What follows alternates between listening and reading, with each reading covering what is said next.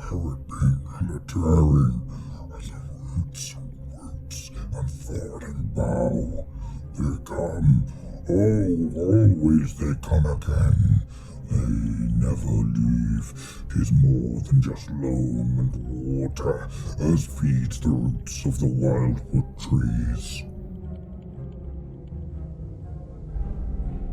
Shamon is the realm of metal, a place of minerals and ores, but also cyclical change and constant alchemical reaction. Though the energies of chaos have tainted much that was once pure and beautiful in Shamon, still there are many lands within this sprawling realm that are valuable enough to prove worthy of conquest.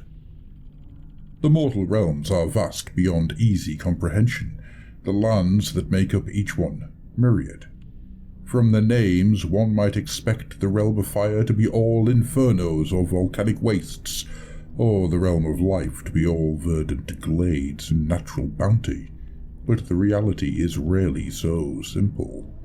The truth of the realms is that even in the most seemingly barren landscape, the magical potential for life and beauty exists. Just as even in the most paradisical landscapes, there lurks the danger of desolation and death. Ayadah in Shamon exemplifies this trend. Located to the south of the Harkraken cloud banks, and bordering the coastlines of the Amethystine Ocean and the Interrupted Sea, Ayadah seems a benighted region. Once, Ayadah was a rugged but fertile land, its soil fertilized by the strange alchemical wells that bubbled deep beneath the surface. Towering mountains looked out over grasslands and scrub woodlands that stretched for miles, and into the deeper valleys and vales there existed beautiful, if dangerously wild, forests of vast size and many strange secrets. Change is a constant in Shamon, and over Ayadah swept a perpetual cycle of warm rains, churning mists, and dry, gloriously hot weather that resembled the convention cycle inside an alchemist's alembic. War found Ayadah during the Age of Chaos and brought much of its beauty to ruin. Yet it still remained a land worth fighting for. Despite the destruction, it was a settleable and cultivatable region. It was a huge and extremely valuable landmass, defended on two sides by wild oceans and to the north by the towering Hjorn Mountains.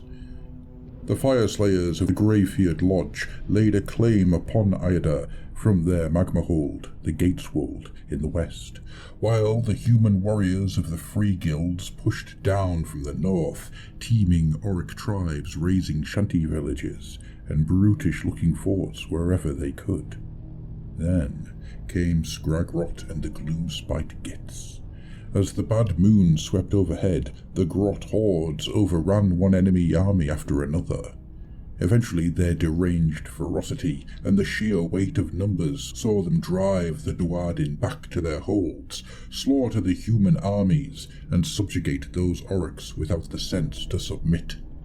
So impressed was the Bad Moon by the Grot's conquest that it vomited forth a mass of asteroidal loonstone that hangs above Ayadah to this day and blocks out much of the light of Haish.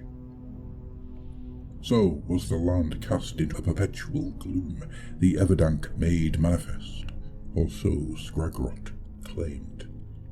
It was enough to cement his hold on power in the region, and to this day he rules much of Ayadah from his vast stronghold of Scrapper Spill. All this the Sylvaneth watched from behind powerful warding charm in the western reaches of Ayadah, nestled between the Silverfrost Mountains and the Sulphurous Moors, known as Nikwaiganek, which translated into the tongues of men as the Mirror of Wisdom's Light.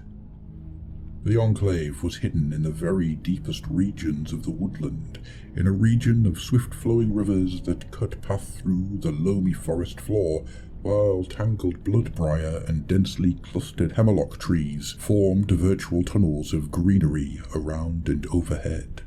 Though they maintained some lookout points and cared for the sacred groves that grew above ground, The Sylvaneth dwelt largely below the surface, in a sprawling network of natural caverns and tunnels that wound around the roots of the largest wildwood trees.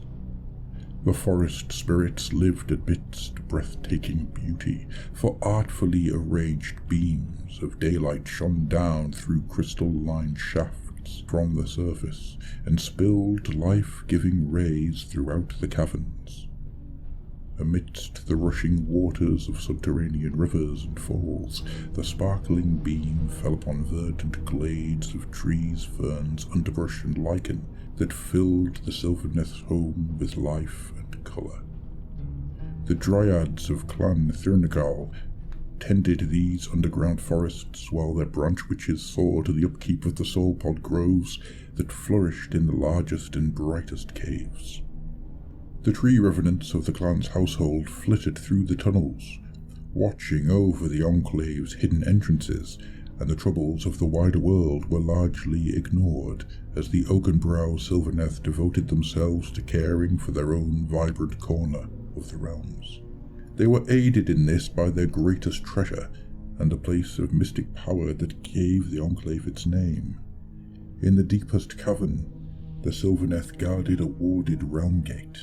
This was the Mirror of Wisdom's Light.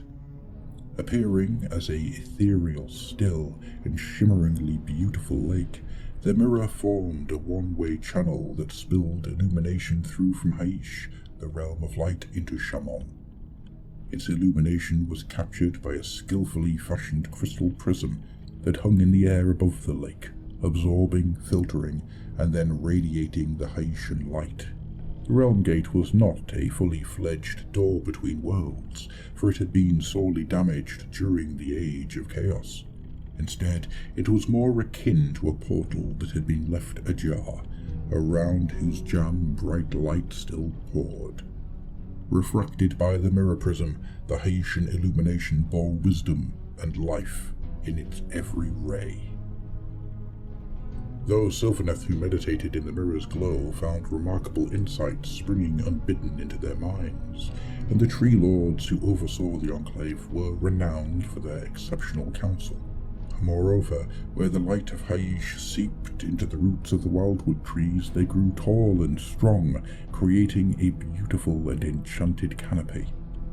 It was from the magic of those trees that the Sylvaneth warding spells stemmed, ensuring that the wider world looked past or through the woodland without seeing that which nestled deep beneath its boughs.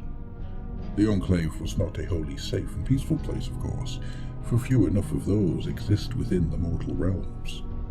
Dankholds, the lairs of lumbering subterranean troggoths, dotted the deepest reaches of the cave network, and were death to any Sylvaneth impetuous enough to stray into them.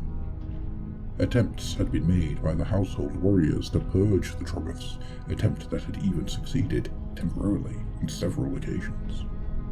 However, the noxious beasts always returned. Worse were the squirming underground monsters, the huge worms and pallid skitterghasts that haunted the tunnels.